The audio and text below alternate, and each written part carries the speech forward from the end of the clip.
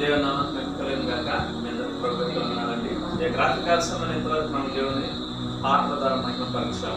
కొద్ది విషయంలో మనం దేవుని వాక్యాన్ని ధ్యానం చేసుకుందాం. చూడండి, ఈ బైబిల్ తెరిచినట్లయితే కొత్త నిబంధన ఎఫెసీ పత్రిక 5వ అధ్యాయం. ఎఫెసీ పత్రిక 5వ అధ్యాయం 17 నుంచి మనం 21 వరకు చదువుకొని ధ్యానం చేసుకున్నాం.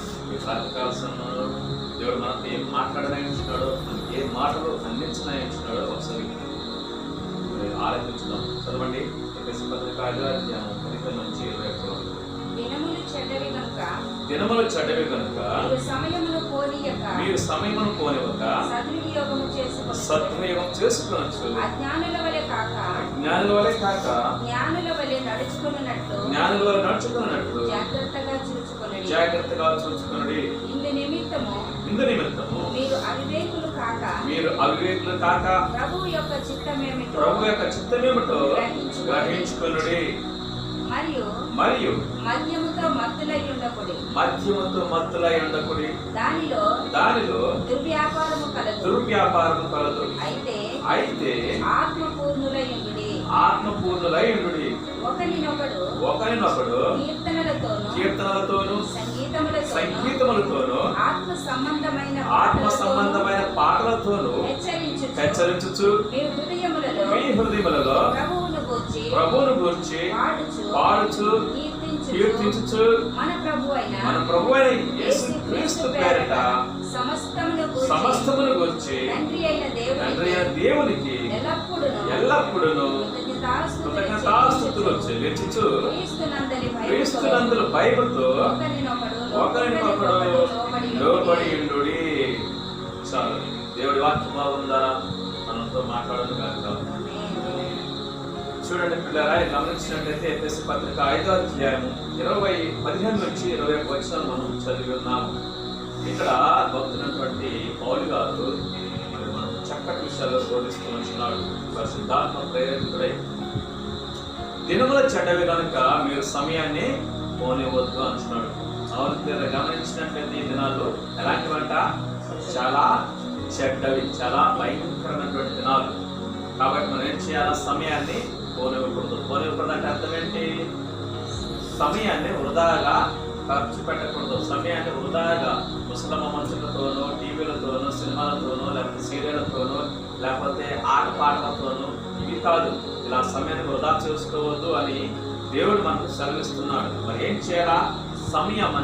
మనం ఏం చేయాలి? సమయాన్ని సద్వినియోగం చేసుకోవాలా. ఎలా? అజ్ఞానుల వలె కాక జ్ఞానం కలిగి ఆ సమయాన్ని మనం సద్వినియోగం చేసుకోవాలి. ఎందుకంటే సమయం చాలా శ్రేష్టమైనటువంటిది, సమయం చాలా విలువైనటువంటిది. కాబట్టి సమయం పోతే మళ్ళా తిరిగి వచ్చేది కానే కాదు. నిన్న గతించిపోయింది, నిన్న మళ్ళీ వచ్చిందా? లైఫ్లో ఏమైనా వచ్చిందా? కొన్ని యుగాల్లో మళ్ళీ రాబోయే తరాలు ఏమైనా వచ్చిందా? రాదు, ఎప్పటికీ రాదు. నిన్న గతించిపోయిన క్షణం మళ్ళీ ఎప్పటికీ తిరిగి రానే రాదు. కాబట్టి మన సమయాన్ని మనం పోనివ్వకూడదు, వృధాగా ఆ సమయాన్ని ఖర్చు పెట్టకూడదు. ఎందుకంటే సమయం చాలా తక్కువగా ఉంది. దేనికోసము? దేవుని రాకడ కోసం సమయము చాలా చాలా తక్కువగా ఉంది. అది ఎప్పుడో తెలియదు, ఈ సంవత్సరం కూడా రావచ్చు, చెప్పలేము. దేవుని రాకడ వచ్చిందంటే మా రెండో రాకడ, దేవుని యొక్క రెండో రాకడ వచ్చిందంటే ఏం చేస్తుందంటే సంఘం ఎత్తబడుతుంది, ప్రభు యొద్దకు మధ్యాకాశానికి కొనుక్కోబడుతుంది. ఎవరైతే విడవబడుతున్నారో వారికి బహు ఘోరమైనటువంటి మరి ఆ యొక్క శ్రమలు ఉంటాయి. కాబట్టి గమనించండి, మనం సమయాన్ని కోల్పోకుండా ఏం చేయాలా?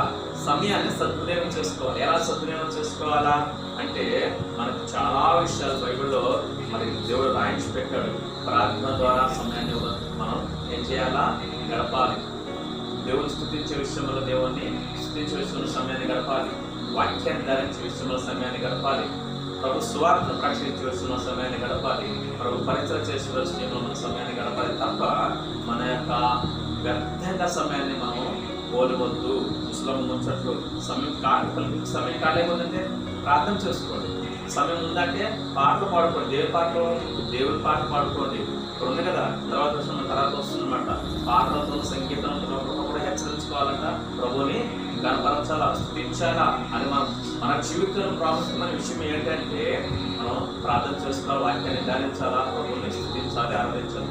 మూడే మనం పర్ఫెక్ట్గా చేయాలి. ప్రతి విశ్వాసి, ప్రతి వ్యక్తి, ప్రభువుని నమ్ముకున్న ప్రతి వ్యక్తి కంపల్సరీ చేస్తేనే సమయం సద్వినియోగం చేసుకున్నట్లు అవుతుంది. కాబట్టి ఇప్పుడు గమనించండి, దినాలు ఎలాంటి ఒక ఘోరమైనటువంటి చక్క దినాలు. బయటకు వెళ్తే మళ్ళీ వస్తామో లేదో తెలియని పరిస్థితులు. ఈ చాలా విషయాలు కూడా బయటకు వెళ్తే భయంకర విషయాలు జరుగుతున్నాయి. మన ప్రమేయం లేకుండానే మనకు అనేక సమస్యలు చుట్టుకుంటున్నాయి. మన ప్రమేయం లేకుండానే మన చుట్టూ ఉచ్చు బిగుసుకుంటుంది. కాబట్టి చాలా భయంకరమైన దినాలు. కాబట్టి మెలకువ కలిగి ఉండాలని ప్రభు సెలవిచ్చాడు. ప్రభు యొక్క దేవుని రాకడ ఎప్పుడో తెలియదు. కాబట్టి మీరు ఏం చేయాలంట? మెలకువ కలిగి ఉండండి. అర్థం ఏంటి? మెలకువ కలిగి ఉండమంటే నిద్రపోకుండా మెలుకోవడం అని అర్థమా? అది కాదు. ఆత్మ మెలకువ కావాలా? ఏంటి? పాపములో పడుకోకుండా, శోధనలో పడుకోకుండా, తప్పు చేయకుండా, ప్రభువును స్తుతిస్తూ, ప్రభు వాక్యాన్ని ధ్యానిస్తూ, ప్రభు మాటలు వింటూ, ప్రార్థన చేసుకుంటూ, ప్రభు స్వరాన్ని అనుదినం వింటూ, ప్రభుత్వ సహవాసం చేసినట్లయితే మనం మెలకువ కలిగి ఉంటాము. ఎందుకు అంటే ప్రభు ఒక రాకడ ఎప్పుడో తెలియదు, రెండవ రాకడ ఎప్పుడో తెలియదు. కాబట్టి మనం ఆ మెలకువ కావాలి, ఆత్మీయ మెలకువ కావాలి, ప్రార్థన మెలకువ కావాలి, ప్రభుత్వం మాట్లాడే మెలకువ కావాలి, ప్రభుత్వం నడిచే మెలకువ కావాలి. అంతే తప్ప లోకానుసార విషయాలు మన సమయాన్ని మనం వృధాగా పోనివద్దు. దయచేసి గమనించండి. ఎందుకంటే విశ్వాసంగా ఉంచున్నాం, ఎన్నో సంవత్సరాల నుంచి ప్రభు సన్నిధికి వస్తున్నాం, ప్రభుని ఆరాధిస్తున్నాం. కాబట్టి మనం ఏం చేయాలా? టీవీలు మానేసేయండి. ఏ టీవీ దొరికే వెళ్ళద్దు. కాబట్టి టీవీలు కానీ, ముసలం ముచ్చట్లు కానీ, ఈ పనికిమాలిన విషయాలు మీరు మనం మాట్లాడకూడదు. బయట స్పష్టంగా చెప్పింది, ముసలం ముచ్చట్లు కట్టి పెట్టాలని చెప్తుంది. అంతగా నీకు సమయం ఉంటే ప్రార్థన చేసుకో, ప్రభుత్వ గడుపు, వాక్యాన్ని ధ్యానించు, దేవుని స్తుతించు, లేదా ఎవరికైనా స్వార్థను ప్రకటించు, వారిని ప్రభు సన్నిధికి నడిపించు. అప్పుడు నీకు దేవుడు దీవెన ఇస్తాడు. ఈ భూమి మీద ఇస్తాడు, పరలోకంలో కూడా ఇస్తాడు. కాబట్టి సమయం చాలా విలువైనటువంటిది. సమయం దాని విలువ ఎప్పుడు తెలుస్తుందంటే ఆ దేవుడు ఎప్పుడు తెలియపరుస్తాడు, అప్పుడే తెలియపరుస్తుంది. ఒక్క క్షణం కూడా చాలా విలువైనటువంటిది. ఆ సమయం మనకి ఎప్పుడు అర్థమవుతుందంటే, అందవలసిన ట్రైన్ ఒక్క నిమిషం లేట్ అయిపోతే ట్రైన్ వెళ్ళిపోతుంది. తెలుసా మీకు ఆ విషయం? ఒక్క క్షణం లేట్ అయిపోతుంది, అప్పుడు తెలుస్తుంది ఆ సమయం విలువైనటువంటిది. కాబట్టి ప్రాణం పోయేటప్పుడు కూడా ఒక్క క్షణంలో రెప్పపాటు యాక్సిడెంట్ జరిగినప్పుడు కూడా రెప్పపాటునే ప్రాణం పోతుంది. సమయంలో అప్పుడు తెలుస్తుంది. కాబట్టి గమనించండి, సమయం మనం వృధాగా పోనివ్వకూడదు. పోయిన సమయం తిరిగి రాదు. కాబట్టి విశ్వాసులుగా మనం ఉంటున్నామంటే ఈ లోకానుసారమైనటువంటి విషయాల మీద మనం దృష్టి పెట్టకూడదు. కాబట్టి గమనించండి, ఎలా నడుచుకోవాలంటే మరి జ్ఞానం కలిగి నడుచుకోవాలి, అజ్ఞానుల వారు నడుచుకోవద్దు. అజ్ఞానులు ఎవరు అంటే ఈ లోకానుసారం నడిచేవారు అజ్ఞానులు. జ్ఞానులు ఎవరు అంటే ప్రభు వాక్యాన్ని ధ్యానిస్తూ, ప్రభుత్వ సహవాసం చేస్తూ, ప్రార్థన చేసుకుంటూ, నిత్యము ప్రభు చెప్పినట్లుగా జీవించేవారు జ్ఞానవంతులు. ఎందుకంటే ప్రభు అంటాడు కీర్తనలో 16 కీర్తనలు ఏమంటాడంటే, భూమి మీద భక్తులే శ్రేష్ఠులు, వారు నాకు కేవలము ఇష్టలు. కాబట్టి మన ప్రభుకి ఇష్టంగా జీవించాలి. అప్పుడే సమయం మనం సద్వినియోగం చేసుకుంటాం. ఒక భక్తులే, చాలా మంది భక్తులు సమయాన్ని ఎలా సద్వినియోగం చేసుకుంటారు తెలుసా?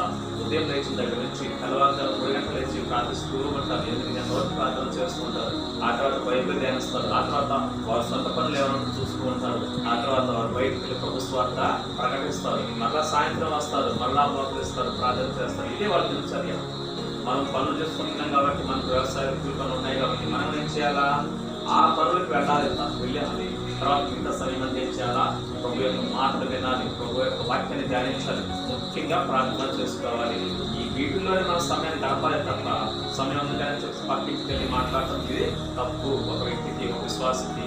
కాబట్టి గమనించండి. తర్వాత ఏంటంట, మీరు అవివేకులు కాక ప్రభు యొక్క చిత్తం ఏంటో గ్రహించుకోనండి. ప్రభు చిత్తం ఏంటి?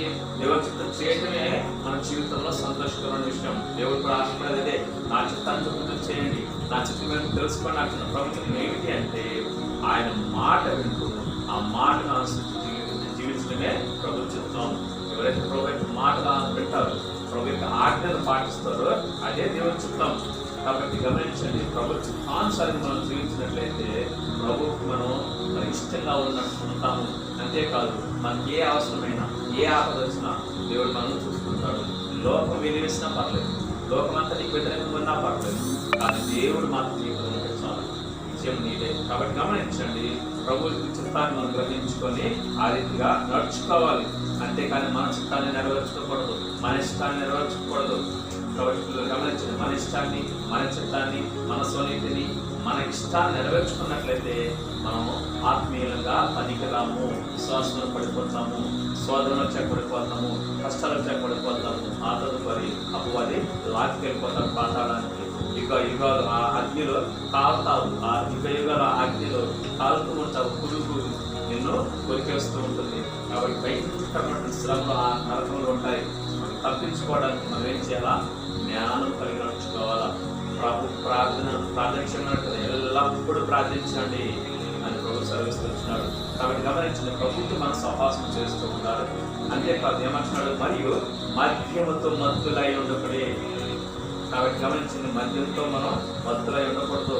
ఇది తాగే వారికి వర్తిస్తుంది అనమాట. కాబట్టి మద్యం వల్ల మనకి ఏ ఉపయోగం లేదు, మనం తాగడం వల్ల ఏ ఉపయోగం లేదు. దాన్ని తాగడం వల్ల నష్టం తప్ప ఉపయోగం అస్సలు లేదు. కాబట్టి గమనించండి, మద్యంతో మత్తులై ఉండదు. దానివలన నీ జీవితం పాడైపోతుంది, నీ శరీరం పాడైపోతుంది, నీ యొక్క ఊపిరితిత్తులు, గుండె అవన్నీ పాడైపోతాయి. చాలా గమనించండి, మద్యం చాలా డేంజర్. ఎందుకంటే అది శరీరాన్ని తినేస్తుంది. దానిలో దుర్వ్యాపారం కలదు. దాని దుర్వ్యాపారం ఇవే మనిషిని చంపేసే ఆ యొక్క లక్షణాలు ఉంటాయి. అంతేకాదు దానివల్ల డబ్బు వృధా, డబ్బు నాశనం, ఇల్లు గొల్ల, ఓళ్ళు గొల్ల, పక్కన కూడా నష్టమే. దానివల్ల మద్యంతో మత్తులై ఉండొద్దు. అయితే ఏమన్నాడు? ఆత్మపూర్ణులై ఉండండి. ఆత్మపూర్ణులై అంటే పరిశుద్ధాత్మతో నింపబడిన వారే ఉండండి. అప్పుడు మీరు లోకానుసరణ విషయాలన్నింటినీ మీరు జయిస్తారు. కాబట్టి ప్రభు అంటాడు, ఆత్మ లేనివాడు నావాడు కాడు అంటాడు ప్రభు నవస్వరంలో. కాబట్టి గమనించండి, పరిశుద్ధాత్మ మనం పొందుతున్నట్లయితే మనము ప్రభు ఇష్టంగా జీవిస్తాము, ప్రభు చిత్తాన్ని నెరవేరుస్తాము.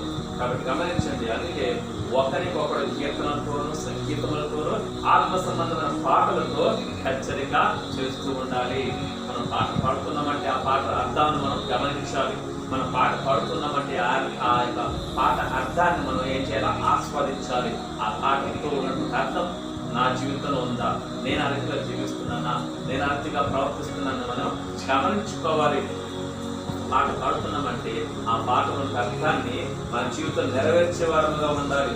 ఆ పాట ద్వారానే ఎంత వ్యక్తుల్ని అన్యులైతే వారిని ప్రభు సన్నిధికి నడిపించే వారిగా ఉండాలి.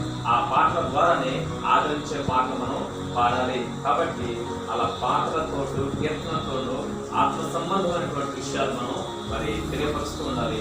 అంతేకాక మన హృదయాలు ప్రభువుకి వచ్చి ఎల్ల వేళలా మనం చేయాలంట కీర్తించాలి, స్తుతించాలి, ఆరాధించాలి. మనం పని చేస్తున్నప్పుడు సరే ఆరాధించవచ్చు, మనం పని చేస్తున్నప్పుడు సరే ప్రార్థన చేసుకోవచ్చు మనసులో.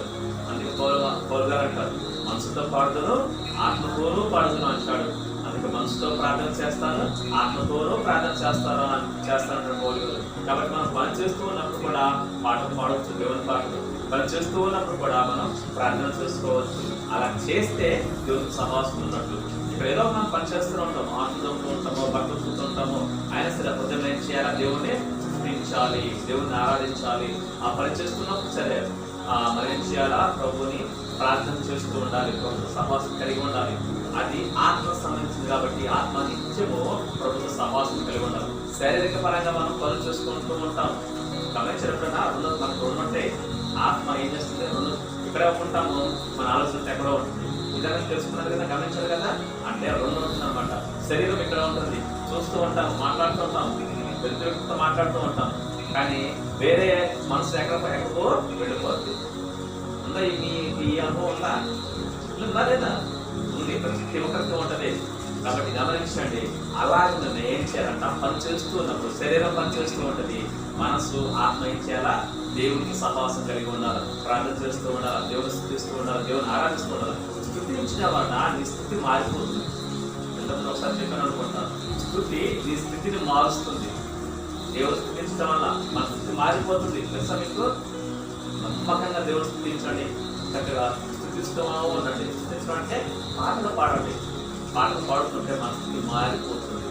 ప్రార్థించండి, ప్రార్థన చేస్తే పరిస్థితులు మారుస్తుంది, మన పరిస్థితులు మారుస్తుంది. మన చుట్టూ ఉన్న భయంకరమైన పరిస్థితులు కావచ్చు, ప్రార్థన చేస్తే మార్చేస్తుంది. మనకు భయంకరమైన అనారోగ్యం కావచ్చు, ప్రార్థన చేస్తే ప్రార్థన ఆ పరిస్థితులు మారుస్తుంది. మనకి ఏదైనా కావచ్చు, ఏదైనా సరే ప్రార్థన ఏం చేస్తుంది, పరిస్థితులు అన్నింటినీ మారుస్తుంది. కాబట్టి గమనించిన క్రియలారా, ఈ రాత్రి కాల సమయంలో మనం పాటల ద్వారా దేవుడిని మహిమపరచాలి, ఆరాధన దేవుని ఆరాధించాలి. ఆ రీతిగా ఆరాధిస్తే దేవుడు మనకు సహవాసం కలిగి ఉంటాడు. ఆయన ఏం చెప్పాలనుకుంటున్నాడో నీకు డైరెక్ట్గా చెప్తాడు. నీ హృదయంలోనే నీ మనసుకి వినపడుతుంది, అర్థమవుతుంది, స్పష్టంగా అర్థమవుతుంది. వాక్యం చెప్పేటప్పుడు దేవుడు మాట్లాడతాడు అనుకోవద్దు, వాక్యం చదివేటప్పుడు దేవుడు మాట్లాడతాడు అనుకోవద్దు. నీ హృదయం నీకు స్పష్టంగా దేవుడు స్వరం వింటావు. ఎప్పుడు దేవుడు సహవాసం ఉన్నప్పుడు, పనులు మామూలు ప్రార్థన కూర్చున్నప్పుడే కాకుండా పనులు చేసుకుంటూనే ఆరాధిస్తూ దేవుడిని మహిమపరుస్తూ దేవునితో ప్రార్థన చేస్తుంటే అప్పుడు కూడా దేవుడితో మాట్లాడతాడు. నీ హృదయం ఒక తలం పుట్టిస్తాడు. ఆ తలం ఎలా ఉంటుందంటే ఒక వెలుగు తెలుస్తున్నట్టుగా ఉంటాను. అర్థం అవ్వడం కోసం చెప్తున్నాను అనమాట. నీకు అర్థమవుతుంది అది.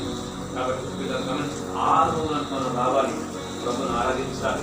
తర్వాత ఏమంటున్నాడు, మన ప్రభు యేసుక్రీస్తు పేరట సమస్తమును గురించి తండ్రి దేవునికి ఎల్లప్పుడూ కృతజ్ఞతాస్తుతులు మనం చెల్లించాలి.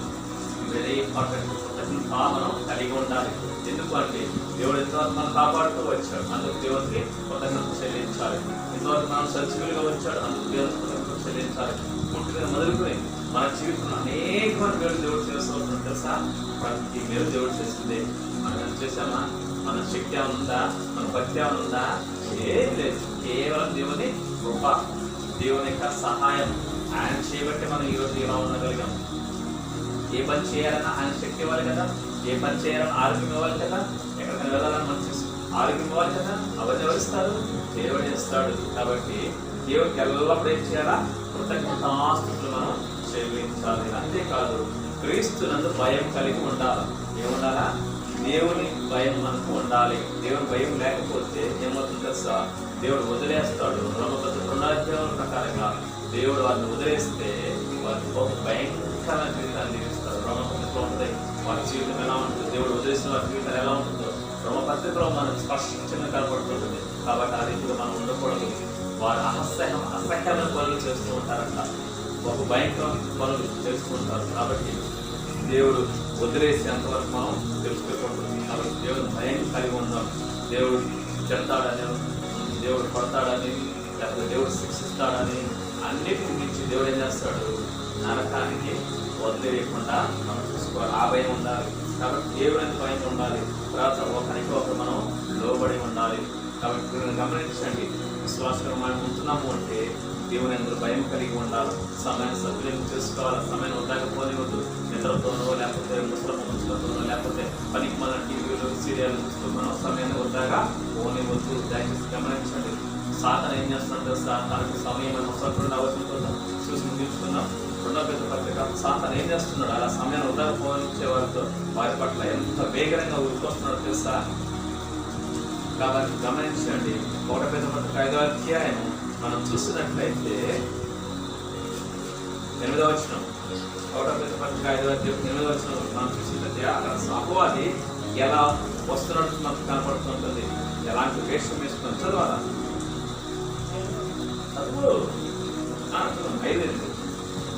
1వ పేతురు పత్రిక 5:8.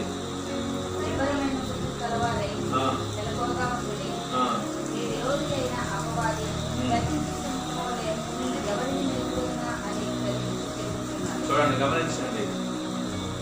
నిబ్బరమైన బుద్ధి కలవారే మెలకువగా ఉండండి. సమయాన్ని బట్టి మీరు మెలకువగా ఉండడం కూడా. మెలకువ లేకపోతే విడవబడతారు. విడవబడిన భయంకరమైనటువంటి శ్రమలు, వేదనలు తట్టుకోలేము. కాబట్టి ఏం చేస్తుంటారు? మీ విరోధి అయిన అపవాది గర్జుచు సింహం అని ఎవరిని మృంగుదలాన్ని వదచ్చు తిరుగుతున్నాడు. తనకు సమయం కొంచెమే అని గమనించి అపవాది ఎవరిని మృంగాలా అని విశ్వాసం వారి దగ్గరికి వస్తూ వచ్చినాడు. కాబట్టి గమనించండి, ఏం చేస్తున్నాడంట? మన విరోధైన అపవాది గర్జించే సింహం అలాగా ఉరికి వస్తున్నాడు. తనకు సమయము కొంచెమే అని తెలుసుకొని. కాబట్టి మనం ఏం చేయాలా? మెడకు కలిగి ఉండాలి. కాబట్టి సమయం వృధగా పోనివద్దు. కాబట్టి మనము ప్రార్థన ద్వారా, ప్రభువును స్తుతించడం ద్వారా, ప్రభు వాక్యాన్ని ధ్యానించడం ద్వారా, ప్రభుత్వ సహవాసాన్ని కలిగి ఉండటం వల్ల మనం ఏం చేయబడతాము, ఆ అపవాదం నుంచి తప్పించబడతాము, వాడు వేసే శోధన నుంచి తప్పించబడతాము. ప్రభు కాపుదల మనతో ఉంటుంది, ప్రభు యొక్క రక్షణ మనతో ఉంటుంది. కాబట్టి గమనించిన ఆ రీతిలో మనం సమయాన్ని పోనివ్వకుండా ఏం చేయాలంట? ప్రార్థన ద్వారాను, కీర్తన ద్వారాను, ప్రభు యొక్క మరి వాక్యాన్ని ధ్యానించడం ద్వారా మనం కాలాన్ని గడపాలి, ప్రభుతో ఉండాలి అని ప్రభు స్పష్టంగా మనకు సెలవిస్తూ ఉంటున్నాడు. దయచేసి గమనించండి, ఆ రీతిగా ప్రభు మనకు సహాయం చేసినట్టు కాక ఇప్పుడు వాక్యాలను జోడించుకునే కదా. దయచేసి గమనించండి, ప్రార్థన చేసుకుందాం. ఇంతవరకు ఆ మాటలు మనం విన్నాం కాబట్టి ప్రార్థన చేసుకుందాం. దేవుడు మనతో మాట్లాడే మాటలను బట్టి దేవుడు మనకు ఏమైతే సెలవిచ్చాడో ఆ యొక్క రీతిగా మనం జీవించడానికి దేవుడు మనకు సహాయం చేయాలని ప్రార్థన చేసుకుందాం. దయచేసి మోకరించండి, ప్రార్థన చేసుకుందాం. ప్రతి ఒక్కరు ప్రార్థనలో ఉండండి.